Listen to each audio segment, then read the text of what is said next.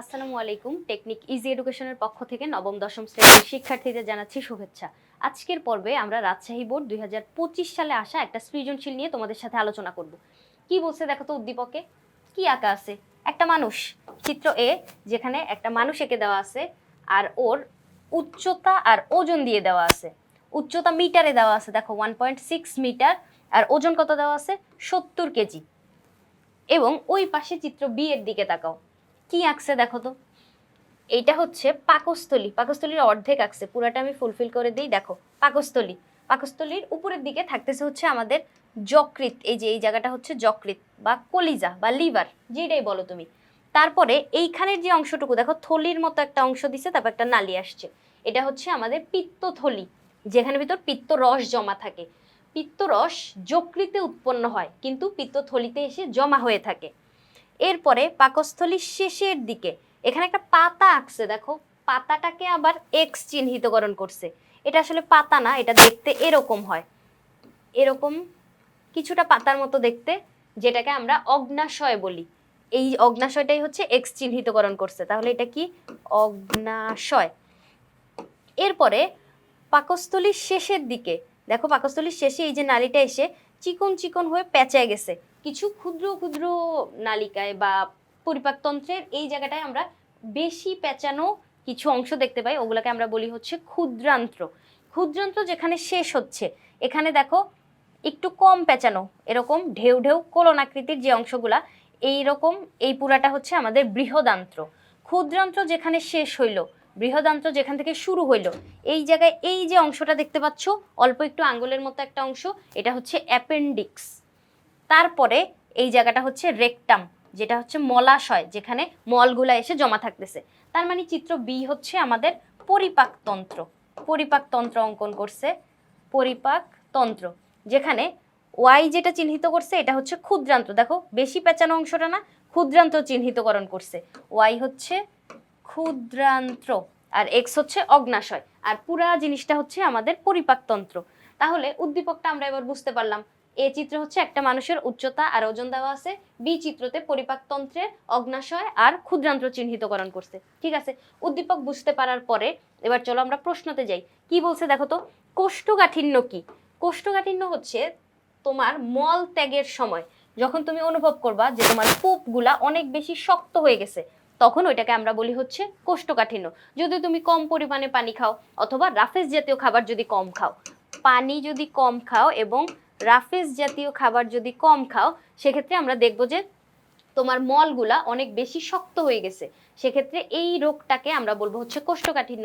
কোষ্ঠকাঠিন্য যদি তোমার অনেক দিন থাকে, সেক্ষেত্রে কিন্তু তোমার বৃহদান্ত্রে, মানে এই যে মলগুলা, আমরা জানি হচ্ছে বৃহদান্ত্রের ভিতর দিয়ে যায়। বৃহদান্ত্র কোনটা? এই যে এই জায়গাটা, এইগুলা এখানে ভিতর দিয়ে যখন যাচ্ছে, ওই মল থেকে পানি শোষিত হইতে থাকে। বৃহদান্ত্রে এই একটাই কাজ, মল থেকে পানি শোষিত হওয়া।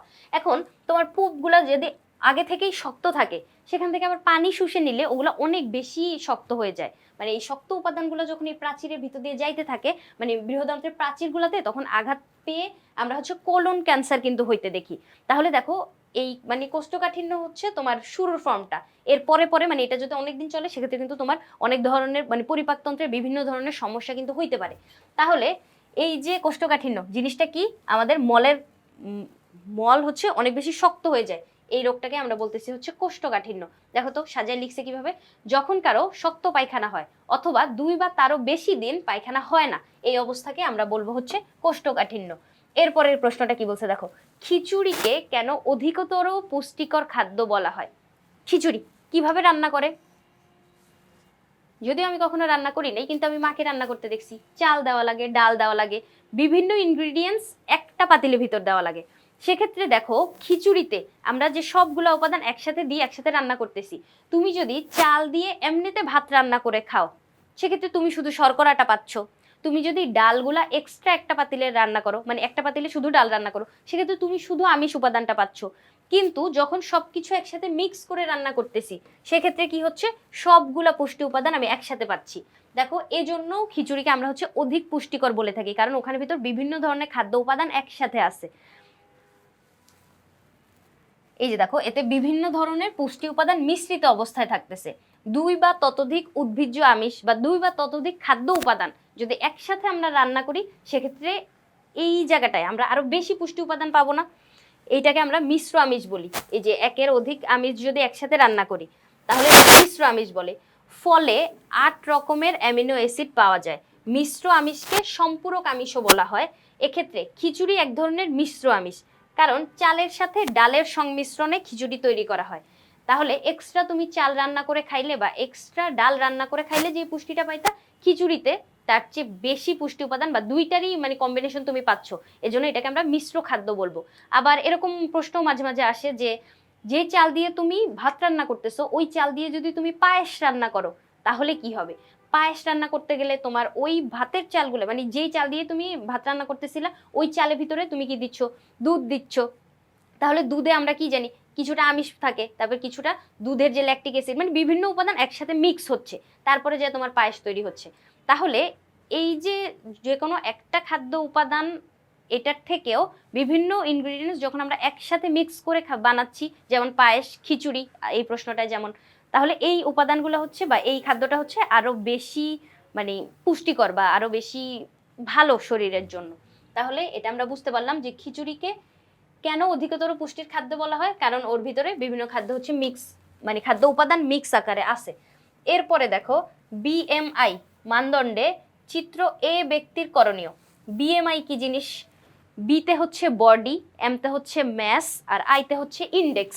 বডি মাস ইন্ডেক্স, তার মানে মাস বলতে আমরা ভর বুঝতেছি, তোমার ভর কতটুকু, বা এই যে বিএমআই, এটা দিয়ে আমরা নির্ণয় করতে পারি একটা ব্যক্তির দেহে চর্বির বা তোমার গড়নে কতটুকু চর্বি আছে বা তুমি কতটুকু মোটা, এই পরিমাণটুকু কিন্তু আমরা বের করতে পারি। মানে তুমি কি ওজন তোমার আদর্শ লেভেলে আছে, নাকি তুমি মোটা হওয়ার প্রথম স্তরে আসো বা মোটা হওয়ার দ্বিতীয় স্তরে, নাকি তোমার শরীরের ওজন অনেক বেশি কম, নাকি তুমি অতিরিক্ত মোটা, এরকম যে রেঞ্জটা, মানে এখানে মান দিয়ে ওই রেঞ্জের ভিতর থেকে আমরা এই কাজটা করতে পারি যে এখন তোমার শরীরের ওজন কি কমানো লাগবে নাকি বাড়ানো লাগবে, এই জিনিসটা আমরা বিএমআই দিয়ে বের করতে পারতেছি, বডি মাস ইন্ডেক্স। এখন আমাদেরকে বলছে এ ব্যক্তির করণীয়, তাহলে সবার আগে কি করা লাগবে? আমাদের এ ব্যক্তির বিএমআইটা বের করা লাগবে, তারপরে আমরা বুঝতে পারবো যে ওর এখন কি করা উচিত। বিএমআই বের করার জন্য আমাদের সূত্রটা হচ্ছে এরকম, বডি মাস ইন্ডেক্স সমান সমান হচ্ছে উপরে আমাদের উচ্চতাটা থাকে, সরি উপরে আমাদের হচ্ছে ওজনটা থাকে, ওজন যেটা কেজিতে থাকতে হবে, অবশ্যই কেজিতে। তারপরে নিচে থাকতেছে হচ্ছে উচ্চতা, উচ্চতা যেটা অবশ্যই মিটারে থাকা লাগবে, উচ্চতা থাকবে মিটারে। এখন উচ্চতাটাকে আবার বর্গ করা লাগে, এই জায়গাটায় হচ্ছে অধিকাংশ ক্ষেত্রে তোমরা ভুলটা করে থাকো যে উচ্চতাকে আমরা বর্গ করি না। আমি যখন মানে খাতা কাটতে গেলে সবচেয়ে বেশি ভুল এই বিএমআই এর অঙ্কে কিন্তু এই জায়গাটাই পাই, যে উচ্চতা স্কয়ার সূত্র ঠিক লেখছে কিন্তু যখন মানটা বসাচ্ছে এই জায়গায় কি কি মান দেওয়া আছে, আমাদের ওজন দেওয়া আছে 70, 70 উপরে বসাইলো, নিচে 1.6 দিছে, এরপরে এটারে আর বর্গ করে না। ঠিক আছে, এইখানেও যদি বর্গ বসায় ক্যালকুলেটারে যায় মানে স্কয়ার চাপে না, এই জায়গাটাই হচ্ছে সবচেয়ে বেশি ভুল করবা, যার জন্য আমি হচ্ছে এই জায়গাটায় সতর্ক করতেছি, অবশ্যই উচ্চতার উপরে স্কয়ার দেওয়া লাগবে। তাহলে চলো আমরা অঙ্কটা একটু সুন্দর করে করি। সবার প্রথমে আমাদের কি কি দেওয়া আছে মানগুলো আমরা এখানে লিখব।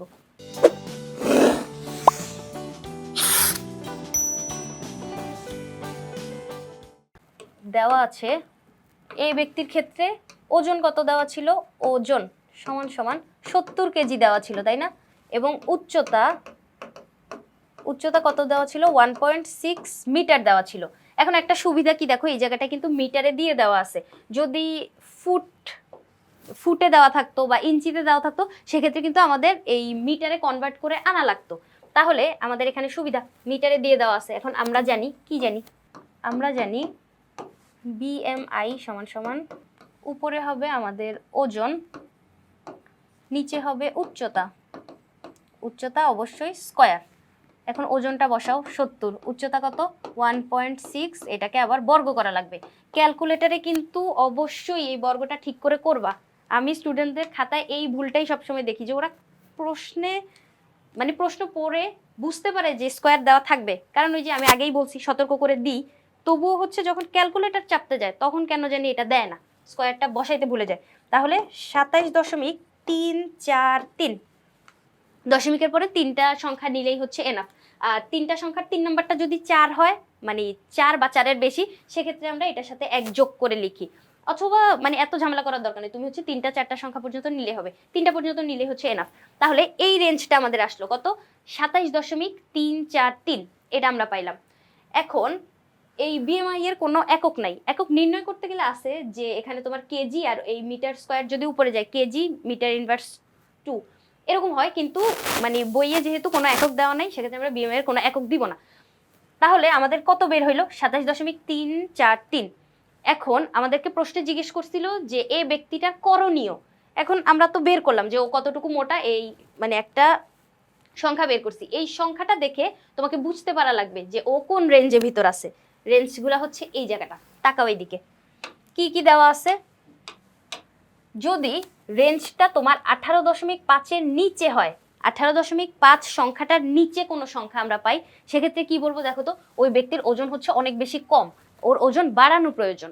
এরপরে যদি 18.5 থেকে 24.9 পর্যন্ত এই রেঞ্জের ভিতর যে কোনো সংখ্যা হয়, তাহলে আমরা বুঝতে পারবো যে ওই ব্যক্তি সুস্বাস্থ্যের আদর্শ মানে আছে। তার মানে ওর যতটুকু উচ্চতা ততটুকু, মানে ওই উচ্চতায় যতটুকু ওজন হওয়া প্রয়োজন ততটুকু ওজনই তার আছে, তার মানে একটা আইডিয়াল লেভেলের ভিতর সে আছে।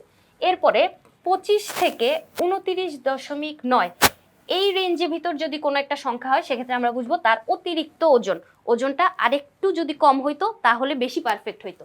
যদি 30 থেকে 34.4-এর ভিতর রেঞ্জটা হয়, সেক্ষেত্রে আমরা দেখতে পাবো মোটা হওয়ার প্রথম স্তর, তার মানে ওই ব্যক্তিকে আমরা মোটা বলতে পারি। যদিও এরকম বডি শেভিং করা উচিত না, কিন্তু মানে সেক্ষেত্রে তার ওজনটা কমানো উচিত। 35 থেকে 39.4-এর ভিতর যদি থাকে, সেক্ষেত্রে মোটা হওয়ার দ্বিতীয় স্তর।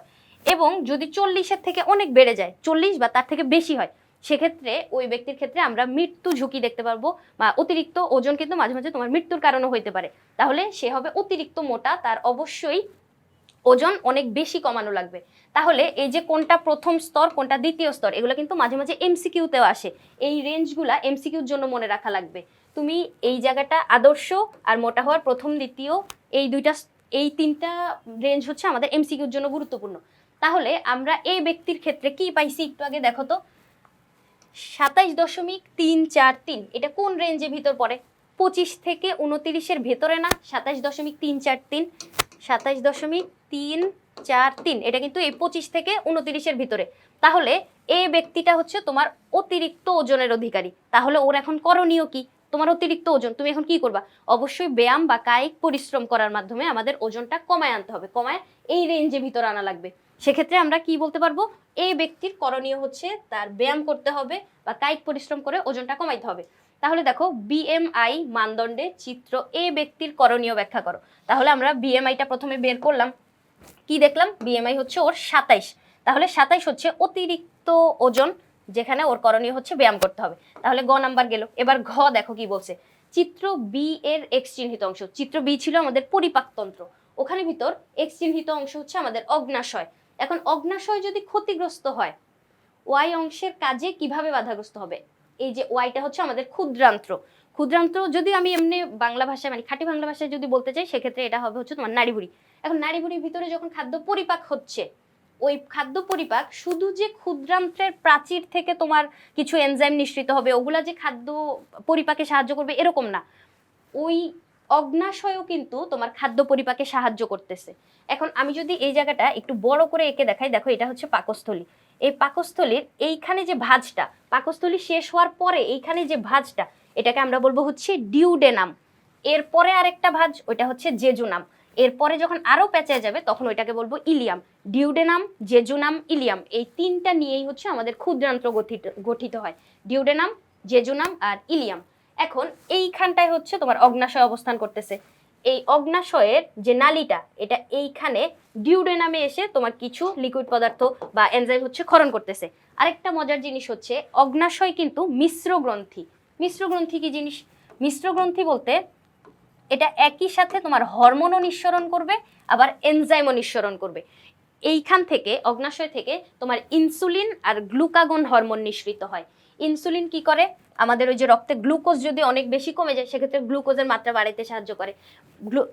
উল্টা বলছি, গ্লুকোজ যদি অনেক বেশি বেড়ে যায় সেক্ষেত্রে গ্লুকোজটা কমাইতে সাহায্য করে। আবার যদি গ্লুকোজ মানে কম বেশি হইলে ওই ব্যালেন্সটা রক্ষা করে হচ্ছে তোমার ওই যে ইনসুলিন আর গ্লুকাগন যে হরমোন দুইটা আছে। আর এনজাইমগুলো যেগুলো আছে, হরমোন এবং এনজাইম, হরমোন আর এই পাশে কি থাকতেছে এনজাইম, 3 ধরনের এনজাইম এটা নিঃসরণ করে। এই 3 ধরনের এনজাইম তোমার হচ্ছে খাদ্য পরিপাকে সাহায্য করতেছে।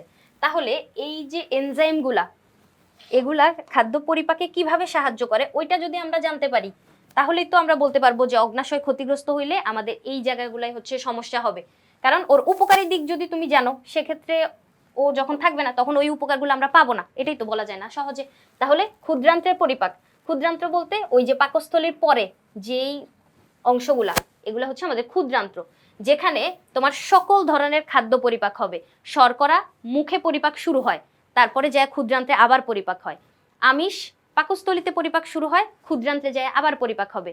এখন তুমি তো শুধু শর্করা আর আমিষ খাচ্ছ না, তুমি তো স্নেহ জাতীয় খাবারও খাচ্ছ। স্নেহ জাতীয় খাবার শুধুমাত্র এক জায়গায় পরিপাক হবে, ওটা হচ্ছে ক্ষুদ্রান্ত্র।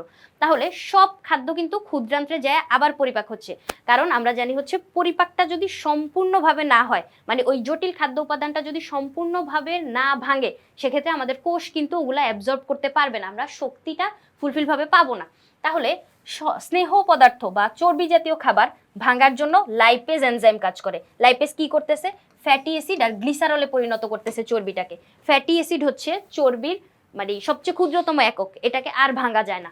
তাহলে স্নেহটা আমরা ভাঙলাম, কিভাবে ভাঙলাম, লাইপেজের উপস্থিতিতে। তারপরে পলিপেপটাইড, এটা হচ্ছে আমিষ। আমিষ যখন অল্প একটু ভাঙছিল পাকস্থলীতে তখন পলিপেপটাইডে পরিণত হয়েছিল। এই পলিপেপটাইডটা ক্ষুদ্রান্ত্রে আসার পরে আবার ট্রিপসিনের উপস্থিতিতে অ্যামিনো অ্যাসিড আর সরল পেপটাইডে পরিণত হবে। অ্যামিনো অ্যাসিড হচ্ছে তোমার আমিষ জাতীয় খাদ্যের ক্ষুদ্রতম একক, এটাকে আর ভাঙা যায় না। এরপরে দেখো শর্করা, শর্করা মুখে অল্প একটু পরিপাক হয়েছিল, তারপরে ক্ষুদ্রান্তে আসার পরে অ্যামাইলেজ এনজাইমের সহযোগিতায় আবার গ্লুকোজে পরিণত হয়েছে। শ্বেতসার বা শর্করার ক্ষুদ্রতম একক হচ্ছে গ্লুকোজ, এটাকে আর ভাঙা যায় না। তাহলে এই যে দেখো শর্করা, আমিষ, স্নেহ সবগুলা খাদ্য উপাদান ক্ষুদ্রান্তে এসে ভেঙে গেল।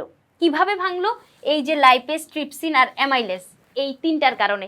এই 3টার সাপ্লাই দিচ্ছে হচ্ছে আমাদের অগ্নাশয়। তাহলে বলো তো অগ্নাশয় যদি নষ্ট হয়ে যায় তাহলে কত সমস্যা হইতো। এই যে অগ্নাশয়টা, এটাকে যদি আমি প্রস্থচ্ছেদ বরাবর কেটে ফেলি, প্রস্থচ্ছেদ বরাবর যদি কেটে ফেলি তাহলে এরকম একটা স্ট্রাকচার দেখা যায়। দেখো এরকম গোলাকার স্ট্রাকচার, যার ভিতরে আবার ছোট ছোট এরকম কিছু দ্বীপের মতো অংশ আমরা দেখতে পাই। দ্বীপকে ইংরেজিতে কি বলে, আইল্যান্ড বলে। তাহলে ওর ভিতরের এই অংশগুলোকে আমরা বলবো হচ্ছে আইল্যান্ডস অফ ল্যাঙ্গারহান্স। এই যে আইল্যান্ডস অফ ল্যাঙ্গারহান্স থেকে তোমার হরমোন আর এনজাইম দুইটাই কিন্তু নিঃসৃত হচ্ছে। তাহলে এনজাইমগুলা এই 3টা, লাইপেজ, ট্রিপসিন আর অ্যামাইলেজ, এই এনজাইম আমাদের খাদ্য পরিপাকে সাহায্য করতেছে। তাহলে উদ্দীপকে যখন বলল যে তোমার এক্স চিহ্নিত অংশটা মানে অগ্নাশয়, অগ্নাশয় যদি ক্ষতিগ্রস্ত হয় তাহলে ওয়াই অংশে কাজে কিভাবে বাধাগ্রস্ত হবে।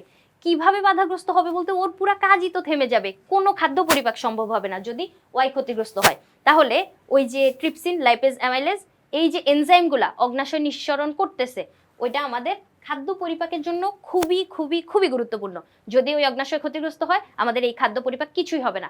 আর যদি শুধু পরিপাকতন্ত্র না বলতো, মানে এই যে ওয়াই অংশ না বলতো বা আমাদের হিউম্যান বডিতে কি সমস্যা হবে, সেক্ষেত্রে আমরা কিন্তু ওই হরমোনের কথাবার্তাগুলোও বলতাম যে ইনসুলিন আর গ্লুকাগন, তো ওগুলা যদি নিঃসৃত না হইতো তাহলে আমাদের রক্তে গ্লুকোজের ইমব্যালেন্স তৈরি হইতো।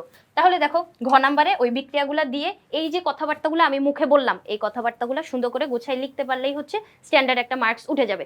এখন আমি ধরে ধরে তোমাকে পিডিএফ পড়াইতে পারবো না, কারণ ইজি বায়োলজি বই কিন্তু তোমাদের সবার কাছে আছে। সেক্ষেত্রে আমাদের বইটাতে গুছিয়ে লেখা আছে, শুধু আমি তোমাকে কনসেপ্টটা ক্লিয়ার করে দিলাম। কনসেপ্ট ক্লিয়ার হলে তার কোনো সমস্যা নেই, পরীক্ষায় আমরা সুন্দর করে অ্যান্সারটা করে দিতে পারবো। আশা করি বুঝাইতে পারছি। পরবর্তী পর্ব দেখার আমন্ত্রণ রইল। ধন্যবাদ সবাইকে।